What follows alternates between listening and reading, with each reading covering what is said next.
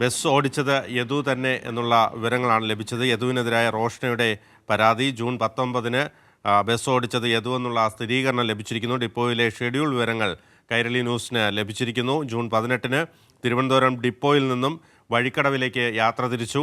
തിരികെ സഞ്ചരിച്ചത് 19-ന് കുന്നംകുളത്ത് വെച്ച് അപമാനിക്കപ്പെട്ട സംഭവം ഉണ്ടായെന്നാണ് റോഷനയുടെ ആരോപണം.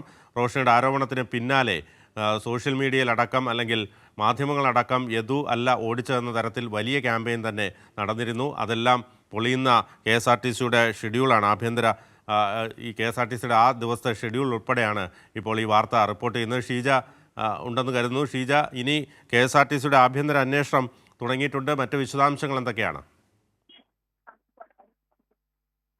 തീർച്ചയായും ബിനു, ഏതായാലും KSRTC ഇതിൽ ആഭ്യന്തര അന്വേഷണം ആരംഭിച്ചിട്ടുണ്ട്. അതോടൊപ്പം തന്നെ ഇത് സംഭവങ്ങൾ കൃത്യമായ രീതിയിൽ തന്നെ വിശദമായി പരിശോധിക്കാനുള്ള ഒരു നിർദ്ദേശം തന്നെയാണ് നൽകിയിരിക്കുന്നത്. ഈ അന്വേഷണത്തിന്റെ ഭാഗമായിട്ടുള്ള നടപടികൾ അതിന് പിന്നാലെ ഉണ്ടാകുന്നതായിരിക്കും.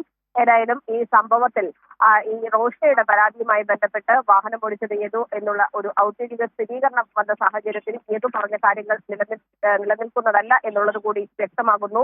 ഒപ്പം തന്നെ യദു പല ആവർത്തി ഈ വിഷയവുമായി ബന്ധപ്പെട്ടുകൊണ്ട് മാധ്യമങ്ങൾക്ക് നൽകിയ പ്രതികരണം എന്ന് പറയുന്നത് തനിക്ക് ഓർമ്മയില്ല താൻ ആ ഭാഗത്ത് വാഹനം ഓടിച്ചിട്ടുള്ളത് എന്നുള്ളത് സംബന്ധിച്ച് എന്നുള്ളൊരു പ്രതികരണമായിരുന്നു നടത്തിയിട്ടുണ്ടായിരുന്നത്.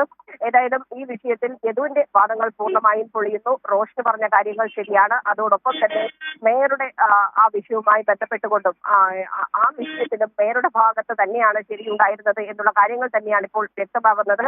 ഏതായാലും യദുവിനെതിരെ കൂടുതൽ പരാതികൾ കൂടി ഇപ്പോൾ വരുന്ന ഒരു സാഹചര്യമാണ് ഇപ്പോഴുള്ളത്.